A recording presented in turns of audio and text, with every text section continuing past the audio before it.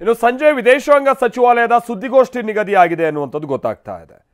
ಸಂಜೆ 5:30ಕ್ಕೆ ನಿಗದಿಯಾಗಿರುವಂಥ ಸುದ್ದಿಗೋಷ್ಠಿ ಬಹಳ ಕುತೂಹಲ ಇದೆ. ವಿದೇಶಾಂಗ ಸಚಿವಾಲಯದ ಸುದ್ದಿಗೋಷ್ಠಿ ಯಾರು ಮಾಡ್ತಾರೆ?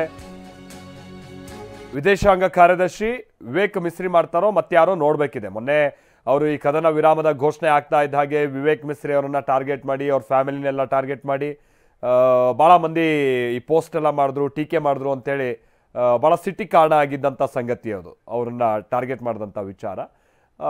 ಬಟ್ ಇವತ್ತು ಎಗೈನ್ ವಿದೇಶಾಂಗ ಸಚಿವಾಲಯದ ಸುದ್ದಿಗೋಷ್ಠಿ ಇದೆ.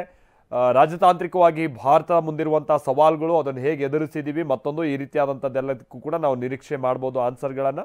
ಜೊತೆಗೆ ಭಾಳ ಮಂದಿ ಅಗೇನ್ ಪ್ರಶ್ನೆ ಮಾಡ್ತಾ ಇರುವಂಥದ್ದು ಅಮೆರಿಕದ ಮಧ್ಯಸ್ಥಿಕೆ ಯಾಕೆ ಬೇಕಿತ್ತು, ಮತ್ತೇನು ಈ ರೀತಿಯಾದಂಥ ಸಂಗತಿಗಳು. ಟ್ರಂಪ್ ನೋಡಿದ್ರೆ ಮೇಲಿನ ಮೇಲೆ ನಾನೇ ಯುದ್ಧ ನಿಲ್ಲಿಸಿದ್ದು, ನಿಮಗೆಲ್ಲ ಟ್ರೇಡ್ಗೆ ಅವಕಾಶ ಮಾಡಿಕೊಡ್ತೀನಿ, ಒಳ್ಳೆ ರೀತಿಯಲ್ಲಿ ಟ್ರೇಡ್ ಮಾಡೋಣ, ಈ ರೀತಿಯಾದಂಥದ್ದೆಲ್ಲ ಮಾತುಗಳು ಹೇಳ್ತಾ ಇದ್ದಾರಲ್ಲ, ಅದು ಭಾಳ ಭಾರತೀಯರ ಸಿಟ್ಟಿಗೂ ಕಾರಣ ಆಗ್ತಾ ಇರುವಂಥದ್ದು ವಿಚಾರ.